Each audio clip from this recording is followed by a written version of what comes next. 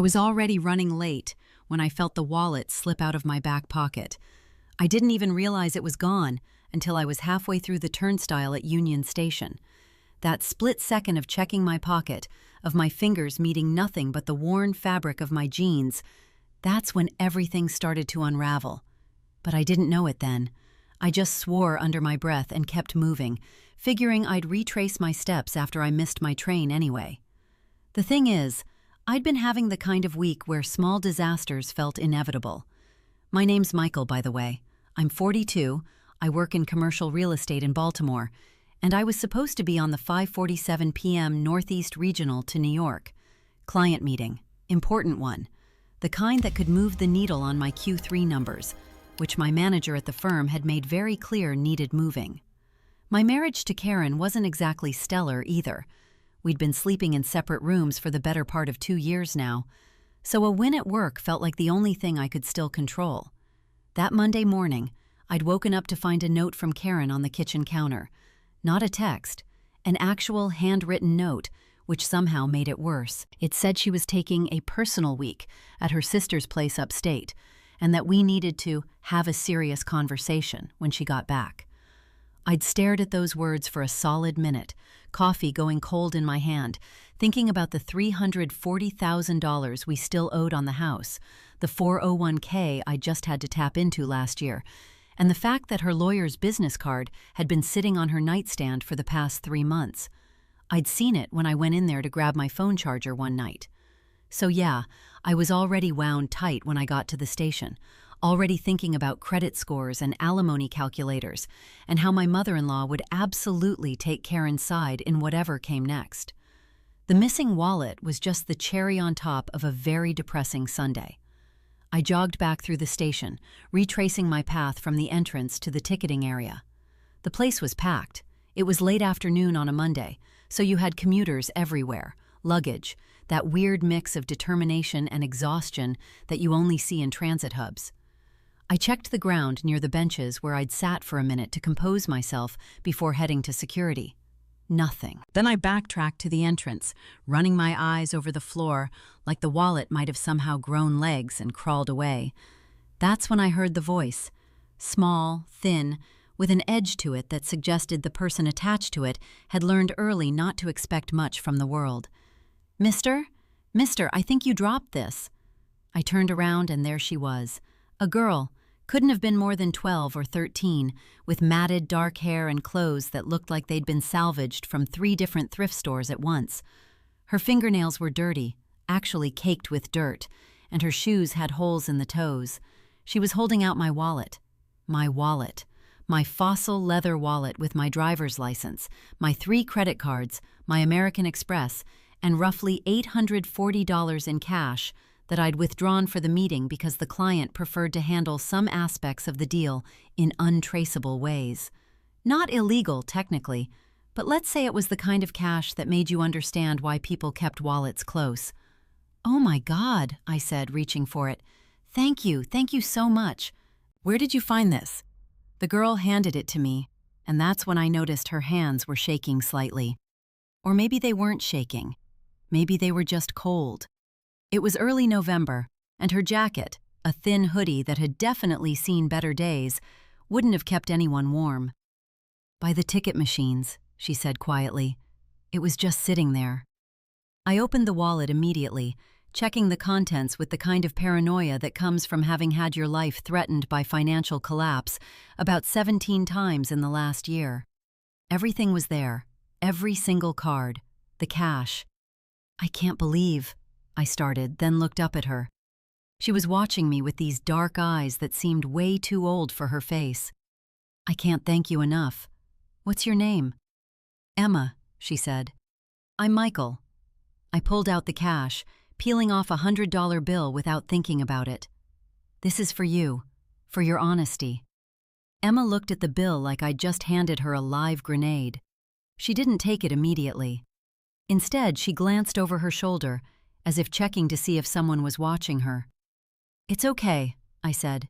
"Please, you just saved me from a major disaster. Take it." She took the bill slowly, folding it into her pocket. "Thank you," she whispered.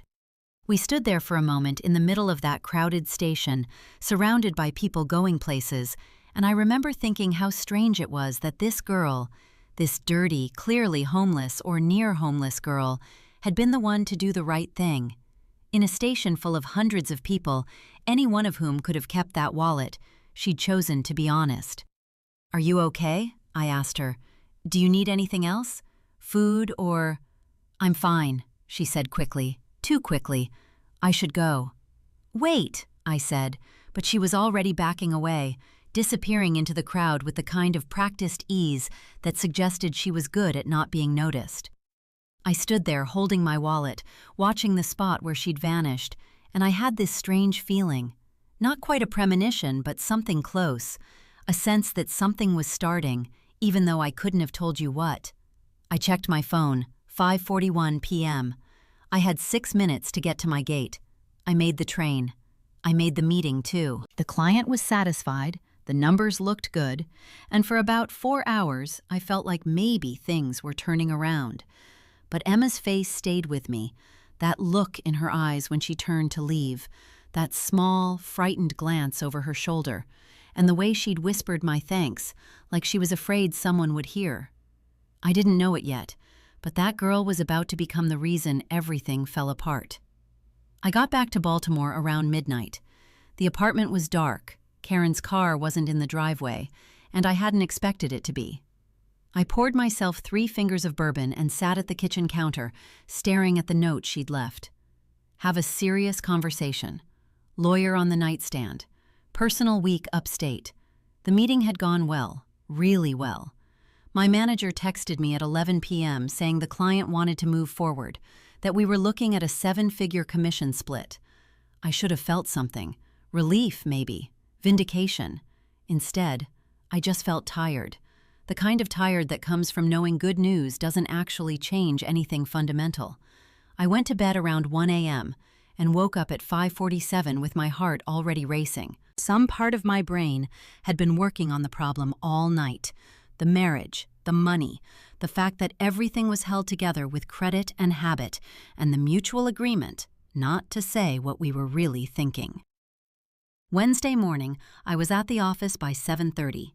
The firm occupied the top 2 floors of a building in Harbor East, all glass and chrome and motivational posters about synergy. My office was a corner unit with a view of the harbor, which I'd worked 8 years to earn, and which suddenly felt like the world's most expensive cage. My assistant, Derek, brought me coffee at 8:15. "You look like hell," he said, setting the cup down carefully on my desk. "Thanks." Karen's sister called, left a message with reception, said to tell you she's staying through the weekend. I nodded, not trusting myself to speak. Around 9 a.m., my phone rang. Unknown number. I almost didn't answer, but there was something about the timing. Everything felt like a sign pointing to bad news. "Michael Chen?" A woman's voice, professional, with that particular tone that lawyers use. "Speaking." "This is Linda Castellano with Castellano & Associates. I'm calling on behalf of your wife, Karen Chen. We've been retained to represent her in a separation proceeding. You should expect formal notification by end of business today. I'd recommend you consult with your own attorney." The line went quiet. I realized I was supposed to say something. "She's filing for divorce?" I heard my voice come out flat, like someone else was speaking. "Separation first, pending a 6-month waiting period. We'll be requesting temporary support pending trial, primary custody of any minor children— we don't have kids— and an equitable division of marital assets. Your wife has documented significant emotional distress related to the marriage and will be seeking attorney fees from the marital estate. I'd advise against any attempts to liquidate or transfer assets. Have a good day, Mr. Chen." She hung up. I sat there with the phone in my hand, looking at the harbor through the glass. The water was gray, choppy, the kind of November water that looked cold enough to hurt.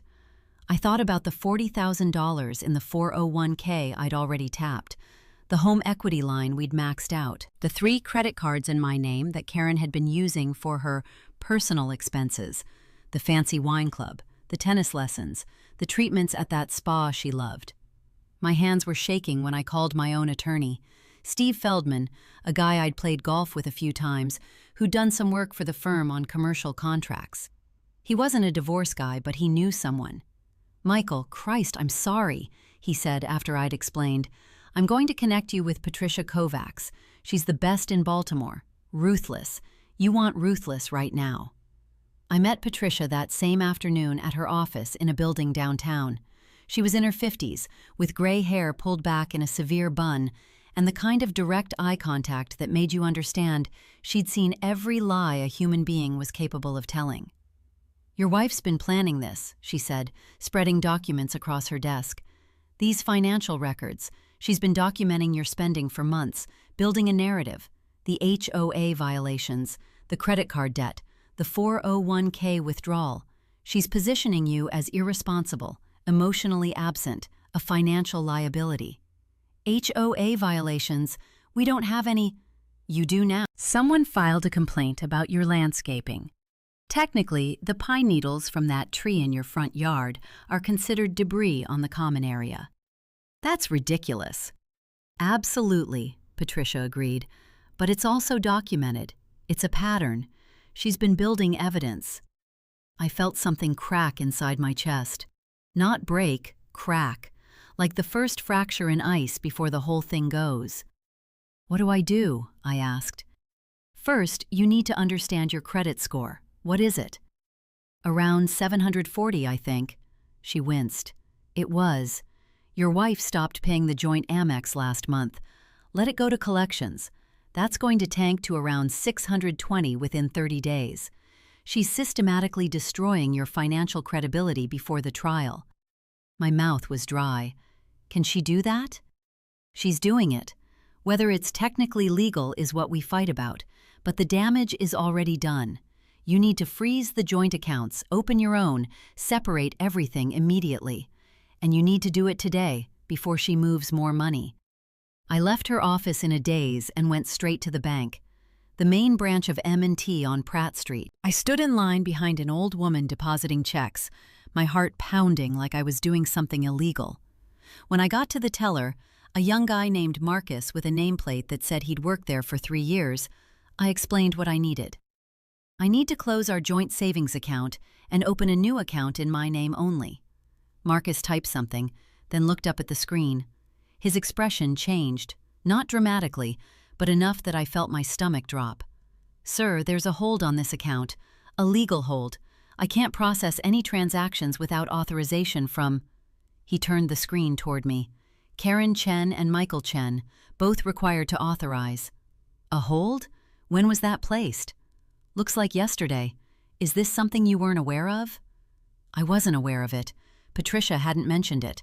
That meant Linda Castellano, Karen's lawyer, had moved faster than I'd realized, frozen everything, cordoned off the money, stopped me from even accessing my own paycheck deposits.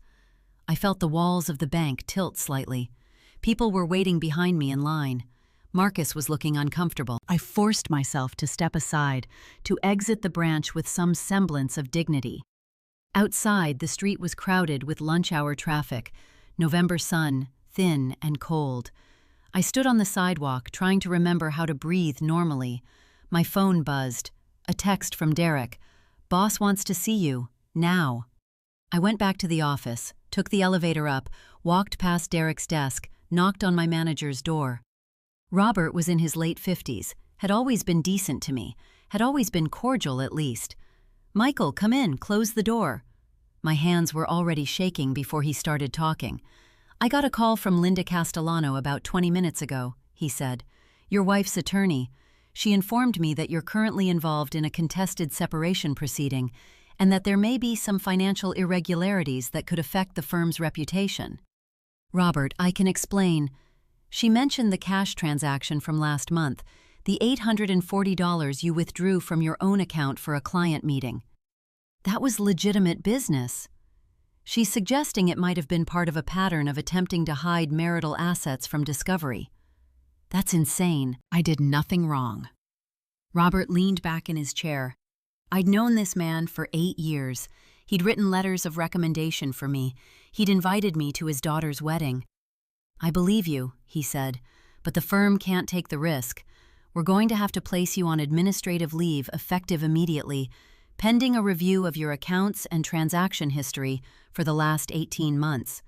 You'll be paid through the month, but I need your keycard and your laptop right now." The room was very quiet. "Robert, don't make this harder than it is. You can come back once this is resolved. But right now, I can't have you here. The optics are bad." I handed him my keycard with hands that weren't quite mine. Derek had already boxed up my personal items from my office: framed photos, a coffee mug, a stupid award from the firm's holiday party 3 years ago. I carried the box down to my car and sat in the parking garage for 40 minutes, unable to remember where I lived or why it mattered. That night, I called Patricia back. "You didn't tell me about the account freeze," I said. "I didn't know about it yet. That was fast." "She's got a good attorney. I got put on administrative leave." "Of course she did. That was the goal. Destabilize you financially and professionally before trial. Make you look unreliable. She's ahead of schedule, actually." "What do I do?" "You fight back," Patricia said, "but it's going to cost money. My retainer is $15,000. If this goes to trial, you're looking at $40,000 to $60,000. That's on top of alimony, which is going to be calculated based on your income. What are you making this year?" I told her. She did the math. "Plan on $800 to $1,200 a month in temporary support while we're in the separation period. More if we go to trial and she convinces a judge you've been hiding assets." $1,200 a month. I was making $240,000 a year, and I couldn't access my own bank account. I was about to be unemployed, or at least unemployable. Everything I'd built for 8 years had collapsed in about 6 hours. I hung up the phone and sat in the dark apartment, drinking bourbon straight from the bottle. And that's when I heard the knock on my door. It was late, past midnight. I almost didn't answer, but something made me get up and look through the peephole. It was Emma, the girl from the train station. Except she looked different now. Her clothes were cleaner, her hair was brushed, and her eyes were red from crying. "Michael," she said when I opened the door, "I'm sorry to come here like this. I need to tell you something about your wife." My hand was still on the doorknob. The apartment smelled like stale bourbon and the kind of despair that can't be aired out. "How do you know where I live?" "Your driver's license," she said, "from your wallet. I memorized it." She took a breath. "I've seen her, your wife, with someone else, and I think you need to know what I saw." I stood there with the door halfway open, staring at this girl like she just announced she was from Mars. "My wife?" I heard myself say. "You've seen Karen?" "3 times, Emma said quietly. "The last time was yesterday, at the Ivy Hotel downtown. She was with a man. They were in the restaurant, and she was holding his hand across the table." The hallway tilted. I gripped the doorframe. "Come in," I said, pulling the door open wider. "Come in and tell me everything." Emma stepped inside, and I realized she was terrified. Her hands were shaking worse than mine. She sat on the edge of my couch, like she might have to run at any second, and I poured her a glass of water without asking if she wanted one. She drank it in 3 gulps. "Why are you telling me this?" I asked. "How did you even find my address?" "Because what I saw felt wrong," she said. "And because you were kind to me. You didn't have to be. Most people aren't." She took a breath. "My mom works at the hotel, housekeeping. She saw them too, and she mentioned it to me because she recognized your wife from a photo she saw in your wallet. The one in your driver's license." "When was this? Which day?" "Yesterday, Tuesday, around 7 p.m. They were there for about 2 hours. And Michael." She looked at me directly. "He wasn't your wife's lawyer. I heard them talking. The man kept saying things like, 'Linda's going to push for full custody even though there are no kids,' and 'the account freeze should slow him down enough.' Your wife was laughing about it." I felt something inside me go very still, very cold. "What did he look like?" I asked. "Tall, dark hair, expensive suit." He kept touching her face, and she kept looking at her phone, like she was checking the time, like she was excited about something. My hands were shaking so badly I had to sit down. "Robert, That description was Robert, my manager, the man who'd put me on administrative leave that same morning. No, that didn't make sense. Robert wouldn't. But it did make sense. It made perfect sense. The call to my office about the cash withdrawal, the timing of it, the way he'd looked at me when he told me to leave. Not uncomfortable, satisfied. "I need you to do something for me," I said to Emma. "I need you to tell Patricia Kovacs exactly what you just told me. She's my attorney. Can you do that?" "Will I have to go to court?" "Maybe, probably. Would that be a problem?" Emma looked down at her hands. "I don't like being noticed. I don't like when people look at me." "I know," I said, "but this matters. This matters a lot." She nodded slowly. "Okay, I'll do it." I called Patricia at home. It was past midnight, but she answered on the third ring, already awake. I told her what Emma had said. I could hear her breathing change, heard the sound of her sitting up in bed. "Bring her to my office tomorrow at 9 a.m., Patricia said. "And Michael, don't do anything stupid tonight.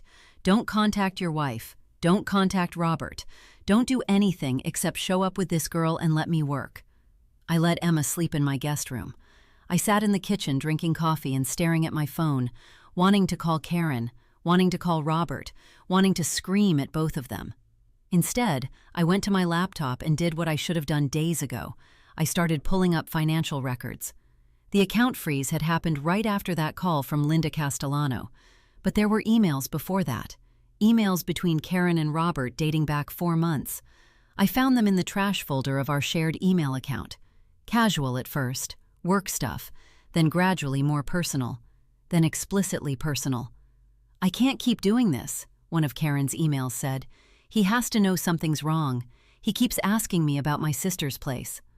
"Let me handle it," Robert had written back. "I'll talk to Linda. We'll make the move fast enough that he won't have time to react." I felt like I was watching my own life from outside my body. Everything I'd worked for, everything I'd assumed was solid, was actually built on a foundation of lies and betrayal. And the worst part, the absolute worst part, was that they'd been planning this while I was at the office, while I was trying to save the marriage, while I was literally sitting at my desk worrying about our future. At 8:45 a.m., I picked Emma up and drove her to Patricia's office. The attorney took one look at Emma's face and knew immediately that she was telling the truth. She had Emma sign a statement. She took notes.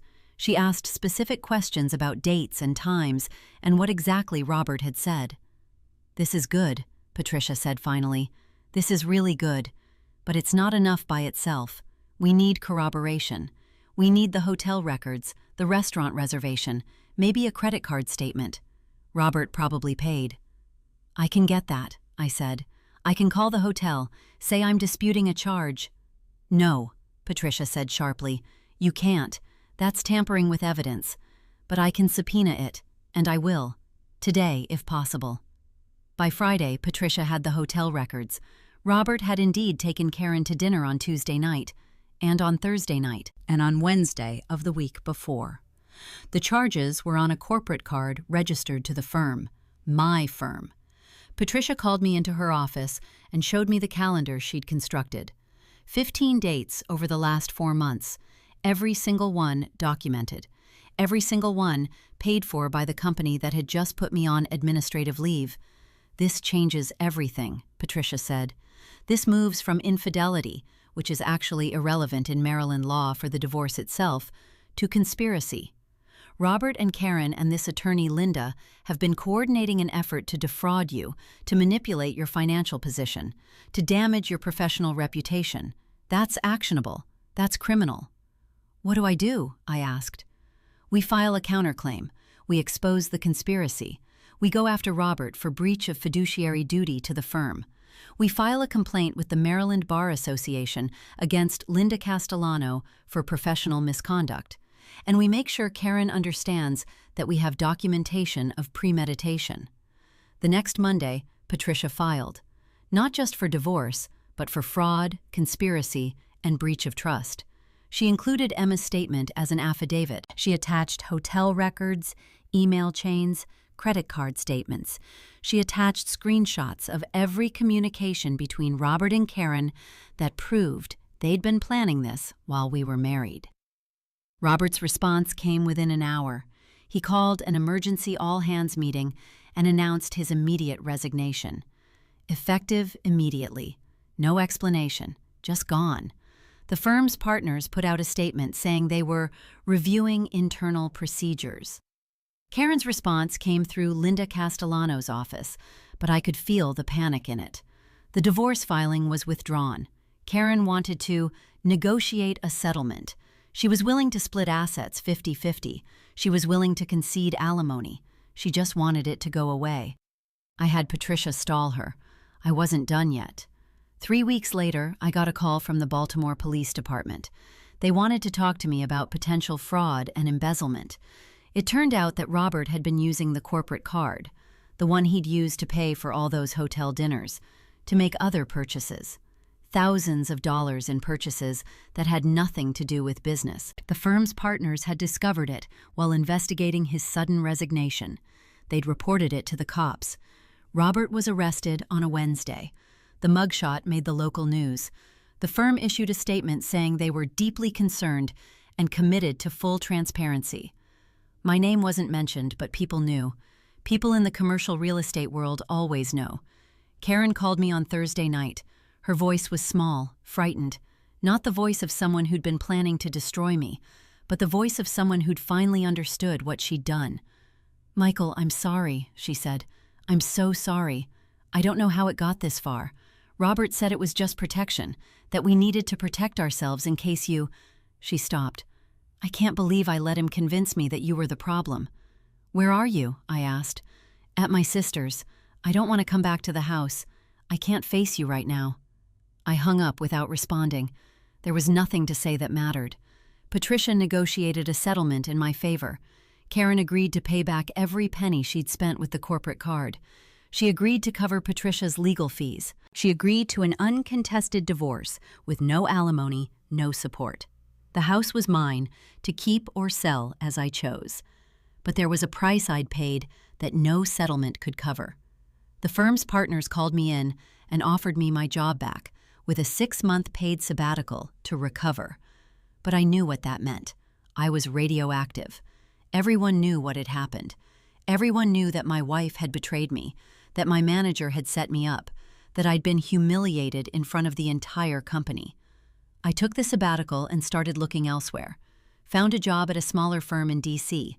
Better pay, better title. A fresh start where nobody knew my name or my story. 3 months after Robert's arrest, I got a letter from Emma. Her mother had helped her write it. She was in a group home now, and she was in school. She wanted to thank me for believing her, for letting her help. She said my case had made her feel like telling the truth mattered sometimes. I framed the letter and hung it in my new office. Every time I looked at it, I remembered that moment at Union Station when this girl, this dirty, homeless, terrified girl, had chosen to be honest about a wallet that could have changed her life. It turns out the people you should be afraid of aren't the strangers. They're the ones sleeping in your bed and sitting across from you at work. They're the ones who know exactly how to hurt you because they know exactly who you are. And sometimes the person who saves you is the one you'd never expect, the one with nothing who chooses integrity anyway. The divorce was finalized on a Tuesday in February. No drama, no trial, just paperwork and signatures, and the understanding that everything I'd thought was permanent had been an illusion. I never spoke to Karen again. I heard through mutual friends that she'd moved to Philadelphia, that she was dating someone new, that she'd started seeing a therapist. None of it mattered to me anymore. She was a ghost, a reminder of who I used to be. As for Emma, she graduated high school at 19, went to community college, and last I heard was working as a social worker with homeless youth in Baltimore. She'd turned her trauma into purpose. She'd taken the worst of her life and made it mean something. I learned a lot of things during that year. I learned that success isn't safety. I learned that the people closest to you are the ones with the most power to destroy you. I learned that sometimes the universe sends you a test disguised as a bad day, and how you respond to that test determines what happens next. But the thing I learned most, the thing I think about every time I'm tempted to take someone for granted or assume that I know someone's character, is that integrity is the rarest commodity in the world. It's worth more than money, more than status, more than the comfort of a lie. Emma taught me that. A girl with nothing gave me everything that mattered: the truth, and the understanding that some people still choose to do the right thing, even when nobody would know if they didn't. That's the kind of person I want to be. The kind of person worth knowing. The kind of person who can look in the mirror and recognize myself.